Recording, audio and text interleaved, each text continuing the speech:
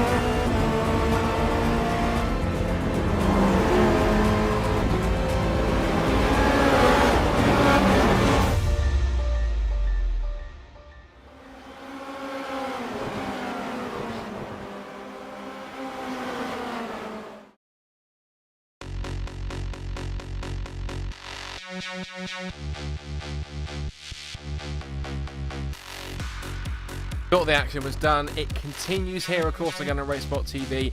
We have travelled all the way to Belgium, to Stavelot, Francorchamps Stavelot in Belgium.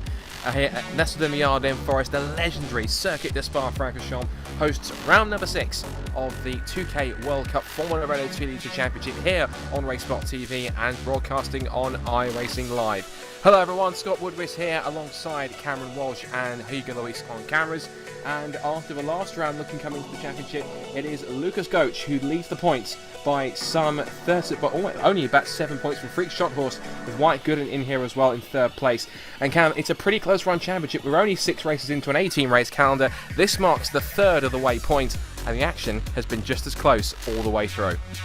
Well, it absolutely has, and we've seen all sorts of different tracks that they go to. Spa, of course, the classic staple. We'll have to see here exactly what they want to do as the cars are now starting to get onto grid. They're going to be heading right towards Air Rouge, unlike heading towards La Source.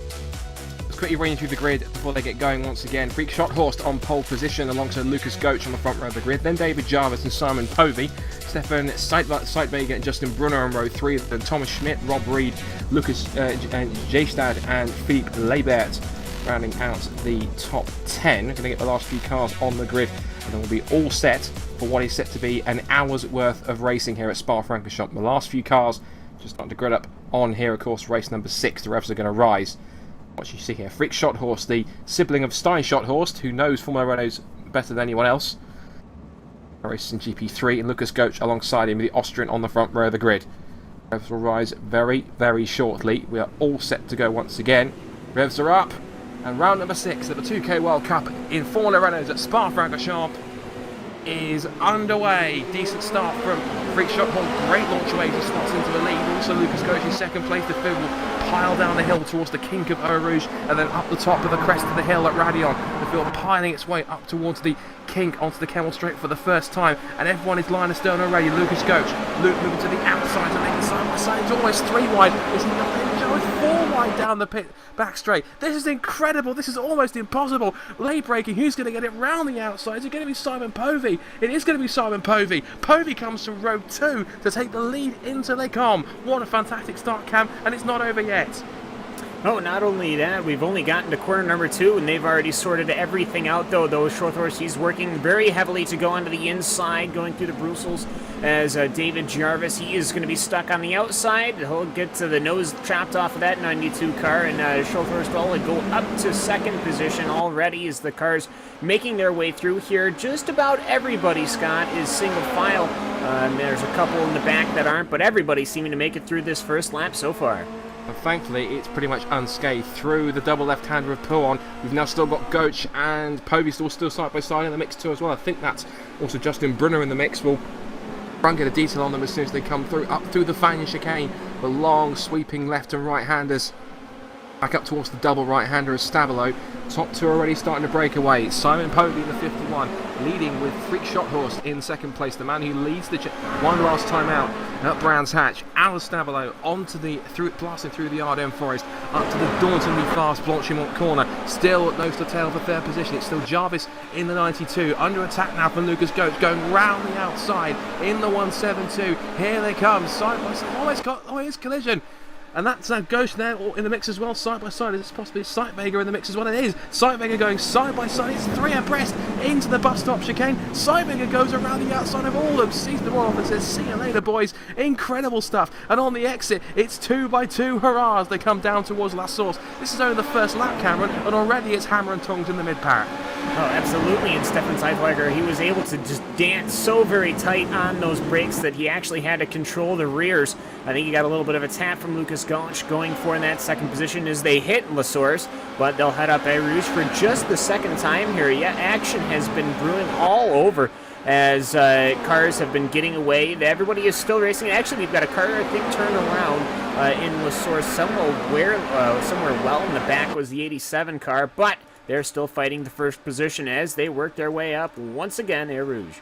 And it is again 3 wide. Sightvager on the Justin Brunner on the outside. David Jarvis in the mix as well, as is also Thomas Schmidt. They're going to hit Lecombe for the second time. They're 2 by 2 up the straight. And this is great. We saw racing. We had the first ever broadcast race that we had, of course, with the iRacing Formula Renaults. And the racing that we had, at least on the final lap, was anything but absolutely spectacular. And it was incredible to watch as again we see Brunner up the inside. I think that's a Thomas Schmidt in the 444. Schmidt is going to try and hold on if he possibly can. And as they head through the left-hander with No Name, over the curve once again and down the hill towards the tricky double left-hander of Pouan, everyone's starting to spread out a little bit because the front 4 are broken off into packs of 2, it seems, because Simon Povey is holding... In fact, no, there's been a change, in fact, off our screens. Apologies, I missed that. So Freak Shot Horse has actually made the move, and Freak Shot Horse now leads here at Spa-Francorchamps on the second lap.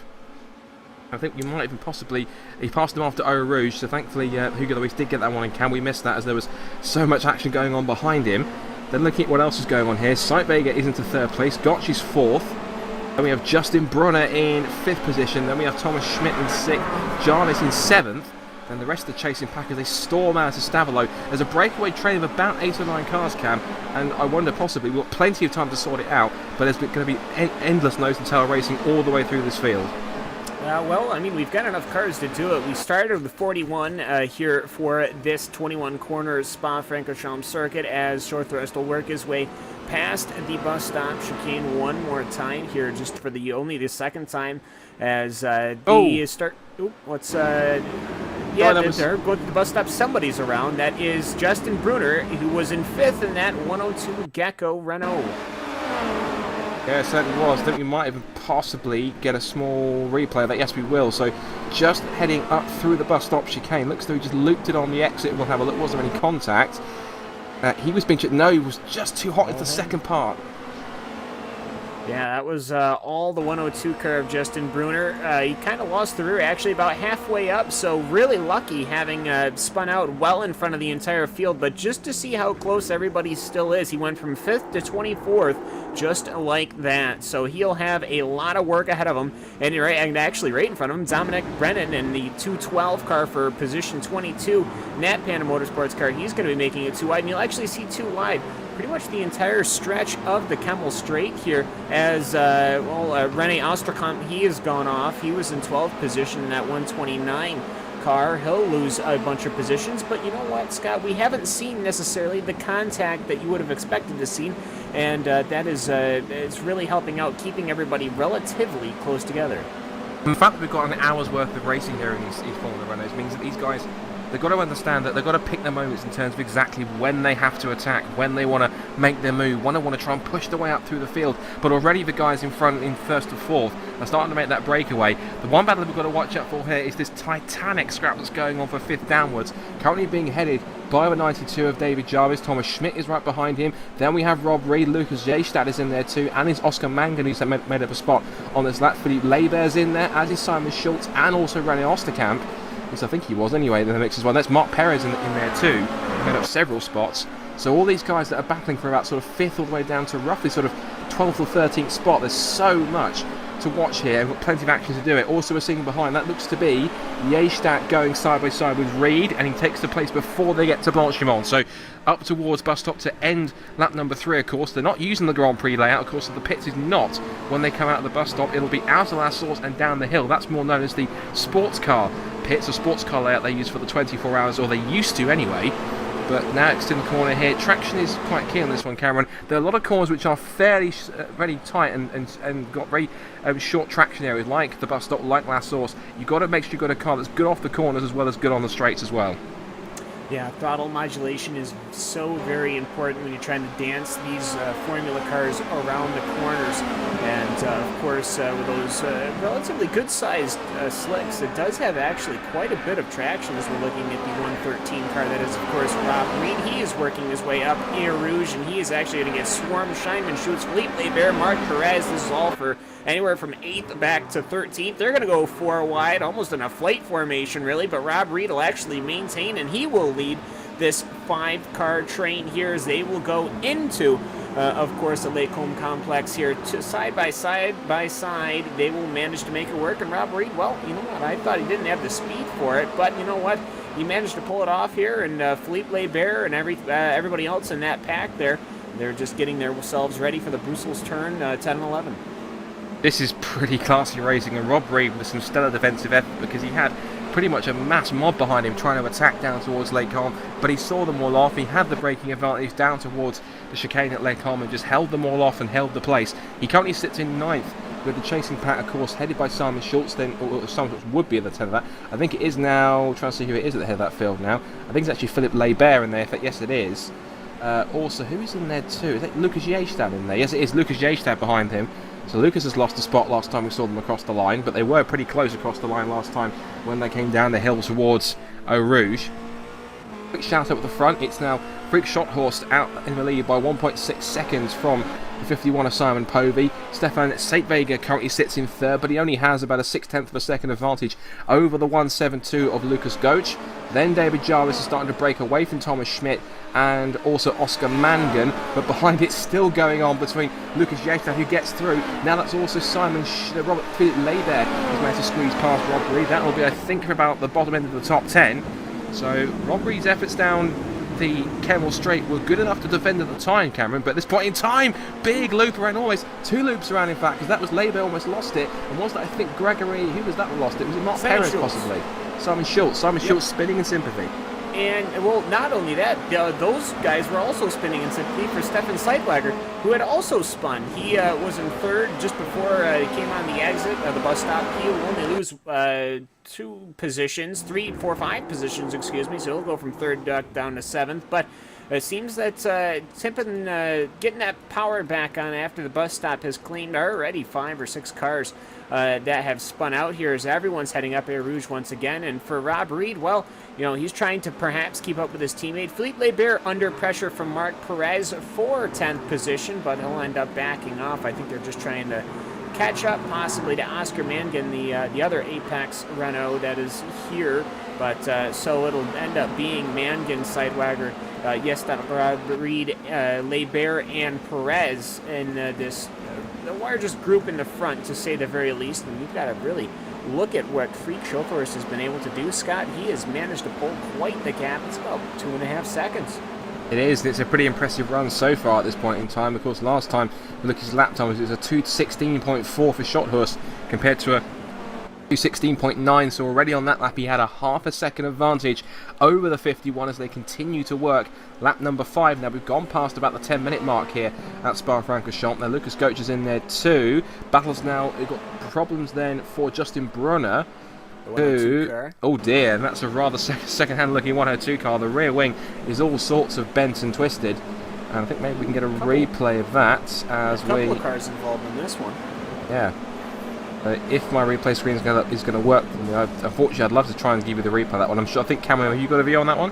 Yes, I do. I think from what I'm seeing here, Mark Altman in that 911 Renault, he ended up approaching the corner with no name. I'm pretty sure it has a name at this point. I just can't remember it. He ended up clipping the inside curbing where that grass is. and when it came back down, the suspension gave out, and he ended up throwing it into the tire wall. And as he was spinning around, he ended up collecting Justin Brunner as well as David Guillemot. And Bo ended up, his day is also done. Just those 3 cars, I believe, that were involved. Well, actually, I believe David Bo was still running in that 97 car, but he is obviously going to have to get that in and fixed. I think we've also lost Rafael Drashaz as well, because according to him, he's had technical problems of his own, so he's unfortunately out of the race, as appears to be also Ty McLeod, and possibly also Laurence Derrick, as at that point in time the 27 and the 146 are battling pretty hard at this point in time as we come up towards here. This will be Philippe Laibert under attack from Marc Perez on the outside. Side by side again in front of them. You can also see just in front there we've got Yestad attacking the recovering Stefan Seitberger into Lecom. Perez looks to the outside for that would be Philippe Laibert. That would have been over 10th position. At the moment, nothing doing. Laibert holds on. I'm sure Seitberger would have recovered, looked at his mirrors and thought, oh no, look at the seething mob behind me. I was trying to get away from that. I'm now going to try and defend from them for the next few corners. And at this point in time, he's being given the massive hurry up by Lucas Yestad in front, saying, come on Stefan, get on with it, otherwise Oscar Manga is going to continue sailing up the road in a matter of rate of knots.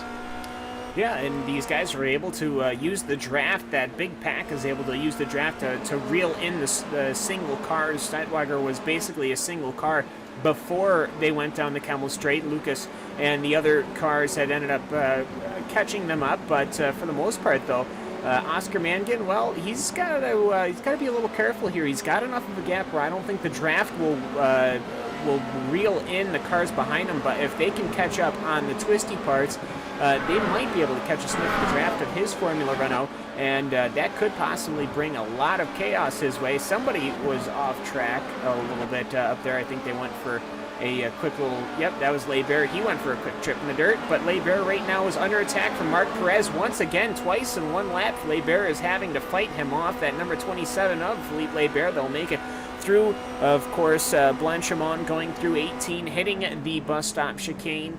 And ultimately, though, everyone making it through the chicane this time. Didn't see anybody spin, which is a good thing to say the very least. It certainly is, and I think Marc Perez was definitely as close as he wanted to be behind Laibert. He was almost physically pushing him, nudging the diffuser of the 27 car, encouraging him to go a little bit faster as Laibert gets a tiny twitch on the exit of La Source, trying to get the power down to try and defend from Perez. But you can sense now it's becoming almost an 8-wheel Formula Renault 2-litre car as they charge down the hill to start lap number 7 and into the very quick left-hand kink of Eau Rouge, then through the rest of the corner, which is called Radion. Contrary to some people's belief, the only little left-hand kink at the bottom of the hill is Eau Rouge, but that's irrelevant. What isn't irrelevant right now is a side-by-side move between Laibert on the inside of the corner, and he's got, well, he did have Marc Perez, the driver's left. Now Marc Perez has managed to slot his way through. That's now up to P10. Also in the mix as well, just ahead, we saw Lucas Yestad in the 193 has now made the move on Stefan Seitberger, and that's now for 7th position. So he's now moved up another slot, and whilst this is all happening, you have to also take into account as well, Thomas Schmidt and Oscar Mangan, they're not far away up the road. If these guys continue to sort each other out and help each other out in the draft, these two in front have got to be careful, because they don't have the benefit of a car in front to have a draft. They don't have the benefit of getting a slipstream, whereas these guys, they can technically sort of inadvertently work together. And if they do that, there's a potential that these guys could start to really incorporate those two into the battle of what could become 5th position. Well, absolutely, and the solo cars right now are Oscar Mangan, Thomas Schmidt in 5th, David Jarvis in 4th, Lucas Gaunch in 3rd. I believe Simon Povey and Schothorst are out and away, as we've already got just 10 laps to go of this 17-lap feature here at Spa. But, I mean, you have to give a shout-out, though. I mean, this is, right now, it's MSP Drivers Homes, Lucas Yost ahead of the Stefan Seitberger car piloted. That is the home racer car, the SimRC.de car, followed by a pair of Apex cars. And then you've got the Ashtar Sim Race, and then the TNT car of Philippe Laibert. So we've got quite a few different teams here that we normally see, and Joel Guez, of course, of the Gecko team. So really, you've got a lot of drivers that I think these guys normally see each other in the Skip Barber classes, but in these Formula Renault cars, they are still right on with each other, and I have a feeling here, perhaps Lucas Jastek, he might have enough of a gap where Sightwagger is not going to hustle up Air Rouge. If it is a 17-lap race, and I've called it an hour-long race, I do apologise, because my screen on iRacing doesn't actually tell me how long the race is lap-wise, and he tells me it's an unofficial race, 1 hour and 0 minutes. If it is 17 laps, then that's my bad. It tells you how long they have allotted for the race, and then to the right of that it says like laps 2. Well, it's just confusing as heck, and I do that all the time. If it was an hour race, it would still be very dramatic as Lucas Jastek ends up losing a position with Stefan Sightwagger. These guys just slid past each other there, and it was very I think they both understood what was going on, Scott, and they just let each other go, and they're just reeling in Oscar Mangan lap after lap after lap. Yeah, I think they've almost inadvertently communicated to each other that they have to work together, otherwise if they don't, these two are going to start to continue to run away.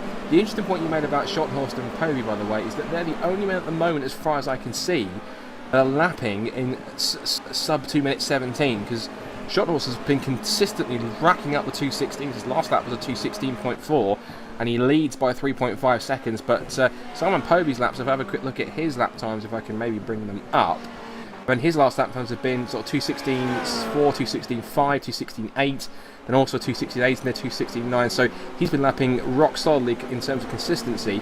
But the rest of these guys, they've only been lapping sort of roughly around the 2:17s. Although that said, Goetsch and Jarvis did dip into the 2:16s in that last lap. Late 2:16s on that one. The rest of the guys are battling so hard that they're still roughly around the 2:17 mark on that side of things. Schmidt continues to hold on to P5, Mangan in P6, Yeastad is also trying to close in that. So it's Seltweiger again now into 8th position. Yeastad back in 8th.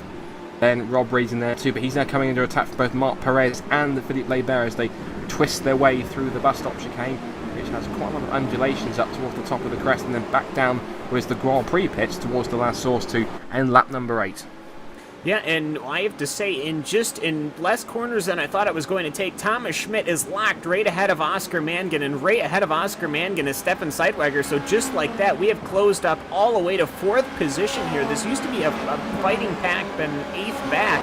Now they're all the way caught up to the 5th position here. Perhaps they could reel in 4th. Perhaps they could even have time to possibly reel in Lucas Gauche if they keep drafting like this. And Oscar Mangan instantly under attack from Stefan Sightwagger. Weiger had the better way up the Air Rouge and Radillion exit. And they're actually getting a little bit of draft from Thomas Schmidt. So already just, that's a fight back from Oscar Mangan. I had thought that they had possibly let that slide, but Mangan and Sightwagger, they are going to stay side by side through the entirety of the Lacombe complex as they head into Brussels, and then they will go into the no-name corner here. Still too wide, naturally, losing the rear ends just a little bit, Mangan does, but he manages to hold together. Scott, this is what Spa can definitely do to you, especially with open-wheel cars. It's great to see a side-by-side battle, even though Mangan didn't come out on the better end of it. This is almost shades of the first race we ever had, of course, with iRacing cars. Again, we talk about it a lot because it was such an amazing sequence of corners in the last lap. As now we've got, again, Mangan under attack from Schmidt, from Yeastad in there as well. You may notice there is a car missing from that sequence. That is Philippe Leibert. Apparently, it looks as though he's had to take a trip to the pits. He's back down in 17th position. So he's now charging down the road. In fact, he has pitted, just confirmation from cameraman Hugo Luis. But that battle that went on, it was actually between Martin van Loozenord, White Gooden and Graham Carroll. Graham Carroll, of course, now a World Championship Grand Prix Series driver in the mix as well. And apparently all these guys have got a pit as well at once. It looks like Leibert has managed to get out. It looks like he may even have quite a bit of free space. And that possibly could work in his favour here. So that's another thing, again, in my ignorance. I wasn't 100% that these guys now knew how to pit. But this will be one to watch out for here. But yeah, just take us through it, Cam, in terms of how this is going to work. Well, in the 2K series, the races, they're normally, I think it's like 45 minutes anyways, so we were almost at our mark, but there is always a pit stop. Excuse me, but as Mangan, well, he's already fighting back on Lucas Jastek, but for the most part, yes, these fuel tanks are limited to about 35%, and everyone will be bringing their cars down pit road.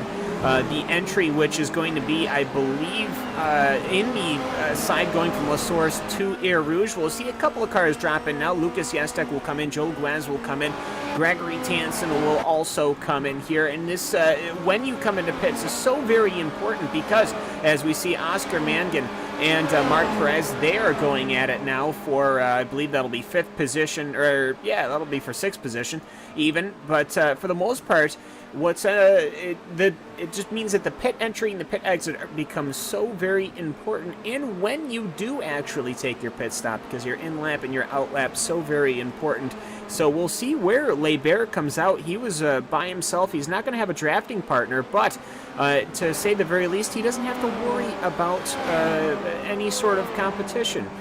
So that could most certainly work in his favor. But yeah, so everyone's going to take a trip down pit road, and it's going to be very interesting to see just about where they come out and just how fast they can get on the brakes to get into the pits, and how well they can exit onto the exit of that Rodillion complex.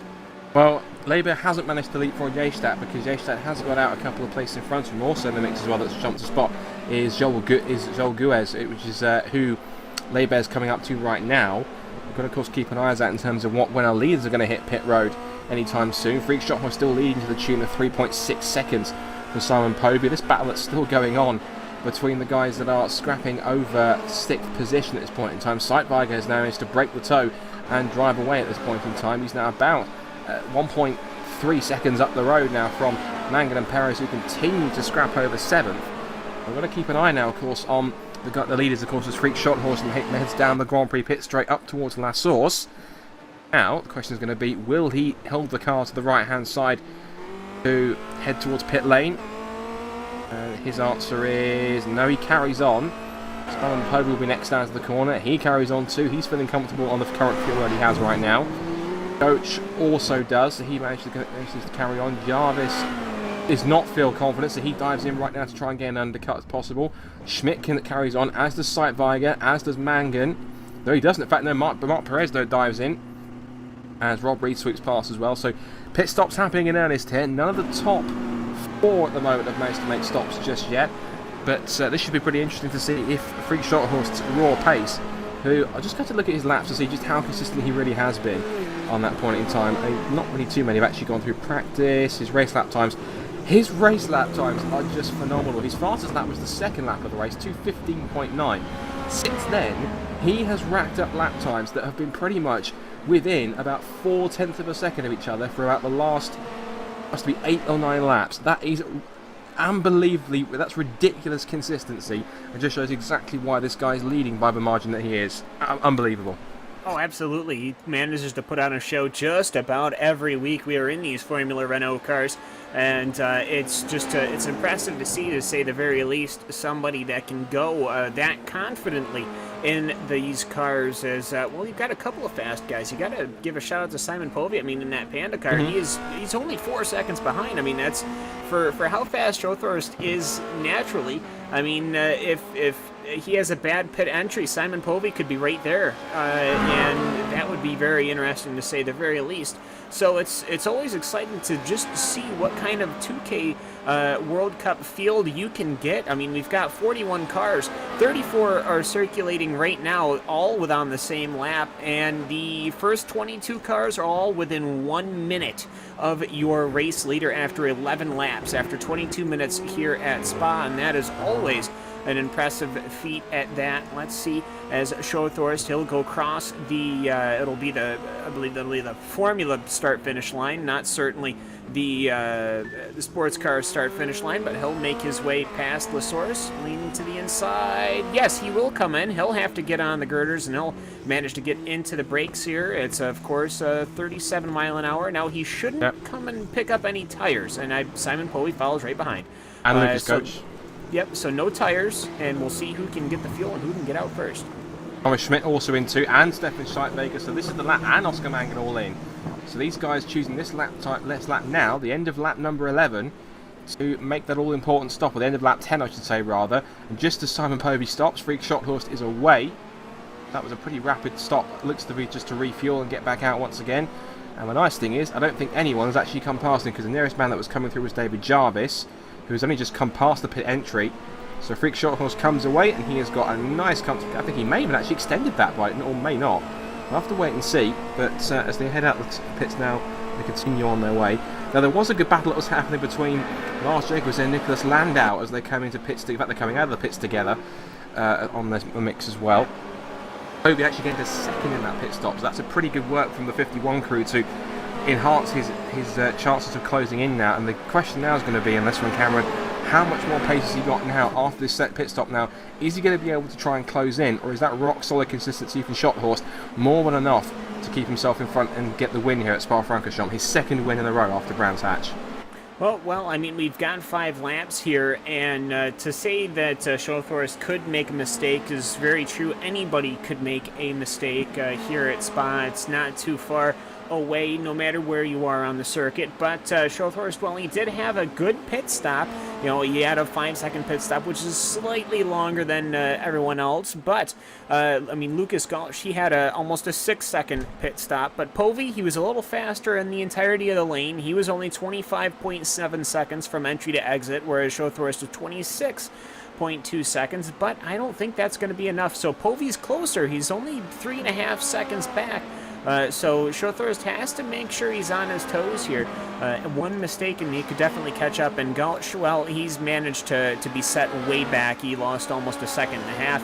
And the car behind him is actually one of the cars that, well, it won't be a lap down. Actually, be David Jarvis. He pitted way early, if I can recall, and he is going to be not that far away behind Gulch. So it'll be Gulch, Jarvis, Schmidt, Sightwagger, Perez, Jestock, and Mangan, your front runners. And actually, from Mark Perez back, they're still fighting. Pretty smart work from Jarvis to make most of the clean air that he had after his early pit stop. That undercut has worked beautifully for the number 92 machine. He's now managed to push himself up to 4th position. He's now going to try and close in on Lucas Gulch, as you mentioned, and Thomas Schmidt holding 5th position. But I tell you what, this battle for 6th is still going on, because Sightwagger is now, I'm pronouncing about 7 different pronunciations. I do apologise, Stefan, if I got any of those wrong. But Sightwagger is holding on now to P6.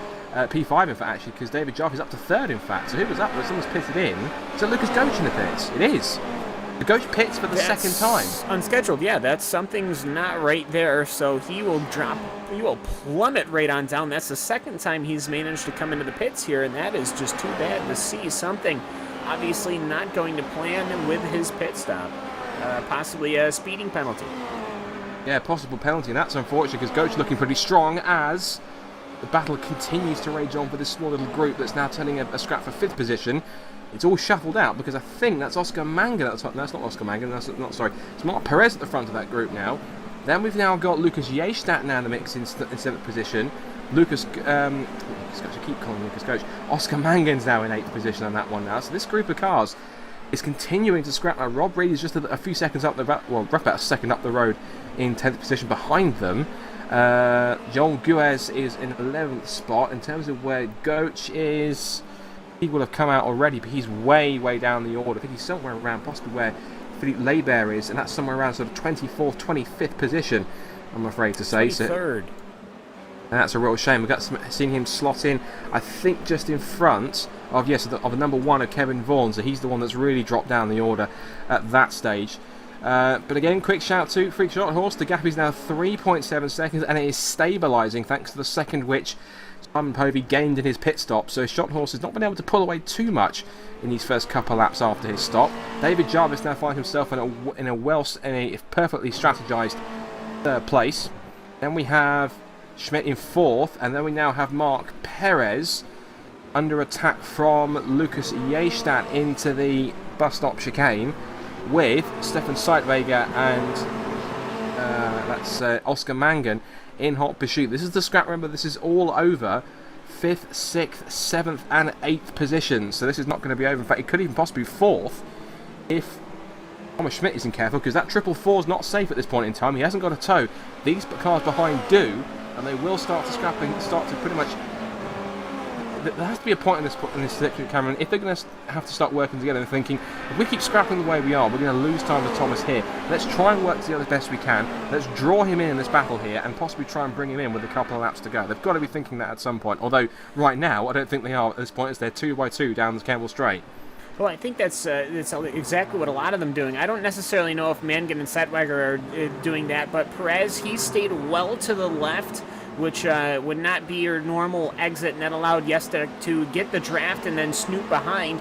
and that allowed Perez and Yestek to get just a little bit closer to Thomas Schmidt, that green and white Formula Renault car, as they go through the Brussels corner. They'll go to no name as that 444 is just getting slowly reeled in here. I believe they don't have enough time to catch to David Jarvis, and definitely not to Simon Posey or Freak Schulthorst, but they could still most certainly see a battle for that final, the first spot just outside the podium.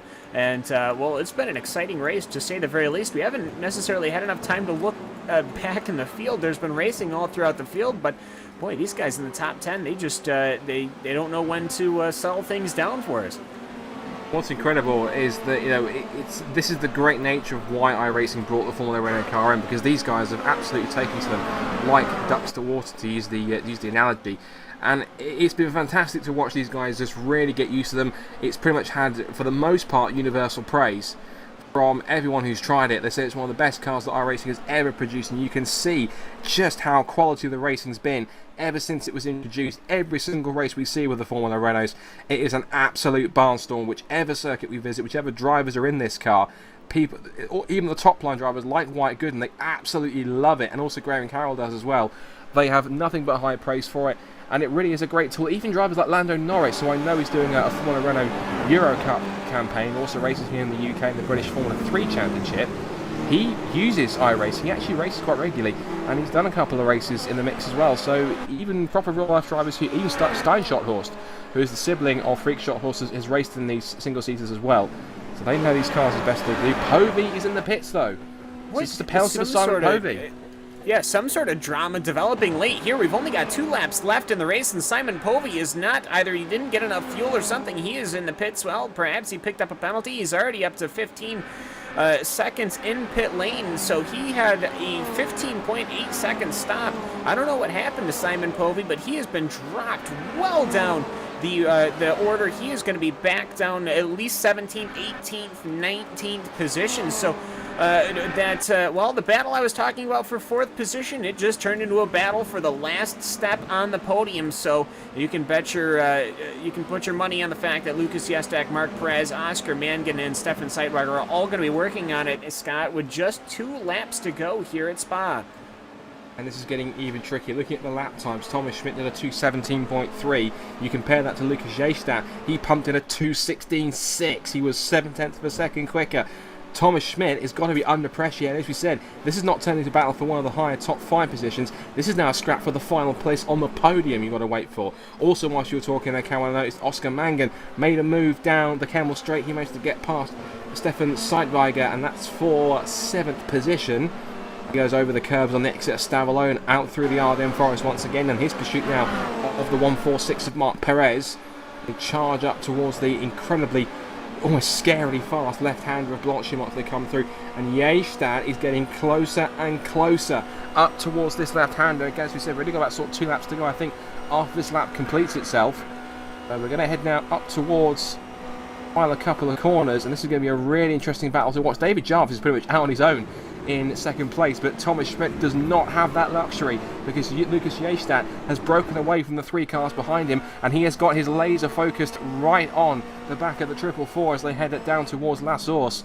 The end lap number 15. There are pretty much about 2 laps to go here at the Circuit de Spa-Francorchamps, and if the racing that we've had before in these cars at this circuit is anything to go by, Cameron, this is not over until we cross that line. Oh, absolutely not. And I have to say, Schmidt, well, he's in a little bit of trouble right now, as Lucas Yestek, he's been able to use that 444 as the braking point for him. Not necessarily making contact, but, oh, you can just see the overspeed already going around the outside on the Kemmel Straight. Lucas Yestek is, as Mark Perez has got Oscar Mangan closing in very closely. Perhaps Mangan will lean to the inside. Yes, he will. He will cut to the inside, and he will try to overbrake, and he will lose the rears. He loses traction, and Mark Perez plays nice and lets him keep that position. And in the background, Stefan Seidwager, he will lose the car, and he will lose that front end. His day is going to be done. And that was a major snap. We're going to have to try and get a replay. That is exactly what happened to Stefan. Looks as though exiting Les Cons. I've got it on my screen here in real time. and he just lost the rear. Simple as that. Bounced over the curb, nose first into the barriers, and with a couple of laps to go, unfortunately that is his chances for 7th place done and dusted just like that, and that's so heartbreaking. He didn't have such a great race. He had a great scrap in the mix in between the top 5 and the top 10, and now he's going to leave the Spa-Francorchamps with pretty much nothing from this race, which is a real shame. And this mix as we continue to head towards the end of the race. And well, just quickly towards the front, what can you really say about Freak Shot Horse? I guess you can say freak by name, freak by nature, because his lap times, and quick check in with them again, I mean, he is just an absolute beacon of consistency. You cannot argue with this young talent. He is absolutely incredible. And I wonder if he'll start to follow his sibling Stein into car racing. If he does, I'm sure we've got quite a, hopefully, a pair of brothers who really know how to handle a race car, if that does happen in the mix, as the battle for P3 continues to intensify. Well, it actually, business has picked up on the podium positions here as Lucas Yestek, he's managed to get around that 444, and that was actually, as we said, down the Air Rouge, as he managed to make the position. Well, he kept it over the entirety of the lap as we are just about to start the final lap, the white lap here, the white flag lap here at Spa-Francorchamps for the 2K World Cup Formula Renault 2.0 series, but Lucas Yestek, well, he will be in third as Mangan ended up making the position over Perez, but Scott, I believe Perez is going to have the fight back right on Mangan going up through Air Rouge and Rodillion. Oh, you're not wrong. He's literally tucked underneath the gearbox of that 146 car. Here comes Mangan. In fact, Mangan's going to try and be overtaken by Perez. They will go side by side, but in front it's also holding up for 3rd place as well. Yestat loses the place to Schmidt. Yestat looking back up the inside, possibly up towards Lecon, but Schmidt's got the better braking line and he gets the move done for 3rd position just behind Mangan, and Perez are still going at it side by side through Lecon through the first part. Who's going to come out on top of this one? It's almost too close to call. They're still side by side on the exit. This is shades of the iRacing race that we had before. This is not over the lead. It's over 5th position. This is incredible, and I think that Marc Perez has just about come out on top. Yes, he has. So he started his race last lap in 6th position. He's gained one more spot, and the battle continues all the way to the end. Now then, Yestat could try and get himself a spot on the podium again, but they also have to keep an eye out, of course, on David Jarvis and Freak Shot Horse. Shot Horse is already exiting his way out of the first part of Stavelot and up through Blanchemont. We'll keep an eye on that for a second, because this battle for the 3rd place spot, the last step on the podium, is too good to miss as they come through Fagnier for the last time. Yestat is closing inch by inch, minute by minute, second by second through the first part of Stavelot. He may try and get him up towards the bus stop second, but we also, in fact, we'll stay with it for the moment because Shot is only up at the bus stop chicane. We'll get him at the last corner in a few seconds. Yestat has got possibly one final opportunity down towards the final corner. Keep an eye on that, but Freak Shot Horse will come up towards La Source for the final time. As still the battle for 3rd place goes on, keeping it on eye in my screen as well. But up to the final corner, as I said, he is freak by name and freak by nature. He won at Brands Hatch. He now doubles up on victories. Freak Shot Horse comes to the line, wins round 6 of the 2K World Cup Formula Renault Championship. Jarvis will be second, but what about Yestat and Schmidt? Schmidt holds on with it for the time being. Yestat may make one final dive. He tries to get possibly the undercut. Schmidt may have gone a little bit too deep. Yestat will try and get him on the exit if he can, but it won't be good enough. Schmidt will get the run to the line. It's Jarvis in second. Yestat will get Schmidt will get 3rd. Yestat will get 4th. Then it'll be Mangan in, Marc Perez in 5th, Mangan in 6th. Then it'll be Robert and Jean Guez were pretty close over the line, with Tanson and Landau rounding out the top 10. And that, Cameron Walsh, is how you go Formula Renault racing at Spa. What a fantastic finish. Well, absolutely here, and as the rest of the cars are trickling their way across the start-finish line, everyone's still relatively close, but no dramatic last lap drag races from La Source to the start-finish line. But overall, though, I have to say it was an extraordinarily interesting race. 20 cars finishing within 1 minute of the leader, and that is always an impressive feat, to say the very least. Shothorst putting on a clinic here as he managed to come away with it at Spa. Yeah, he certainly did, and also a quick note on Lucas Goetsch. He managed to come through in 19th place behind David Soranzo in the 7th3. That's a real shame, but lots of congratulations going on. But of course the results are going to come up on your screen any moment now. Freak Shot Horse wins by 14.8 seconds from some brilliant strategy by David Jarvis. to put him in second place. That battle for the final podium spot went all the way down to the line, but in the end, Thomas Schmidt managed to reclaim it on the final lap to fend off the attention of Lucas Jaestadt. Marc Perez also did the same. Fifth position over Oscar Mangan. Sixth was Rob Reed with Joel Duez, Gregory Tanson and Nicolas Landau.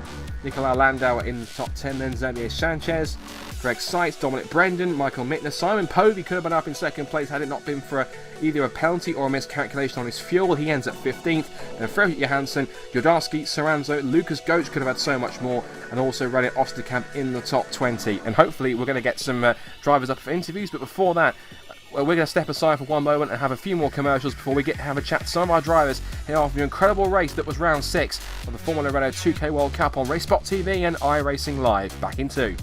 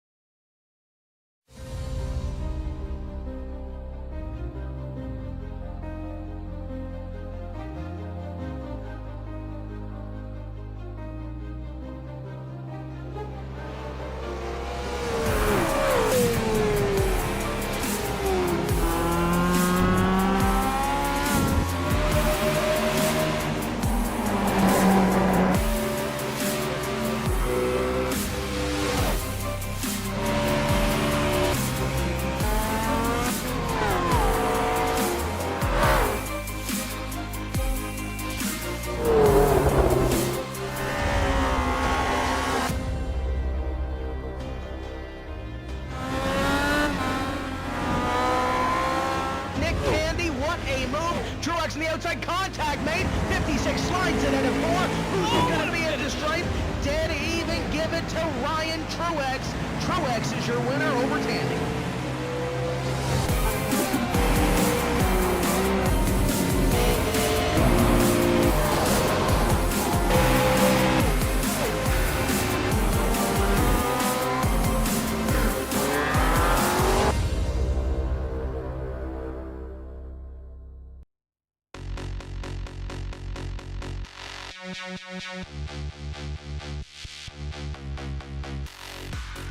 Welcome to post-race interviews after what was an incredible 6th round of the Formula Renault 2K World Cup here at Circuit de Spa-Francorchamps. Freak Shot Horse taking the win, quite a commanding win in fact, with some fantastic consistent lap times.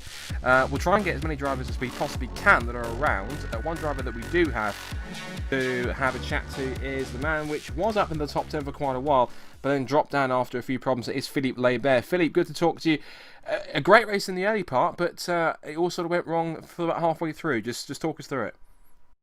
Yeah, I made a mistake, and I don't know the turn number, but it's the one after the downhill hairpin, and I hit the wall, so I had to pit for repairs, and yeah, that was it. Race over. And then I got involved in another incident, which disqualified me because I had too many incident points.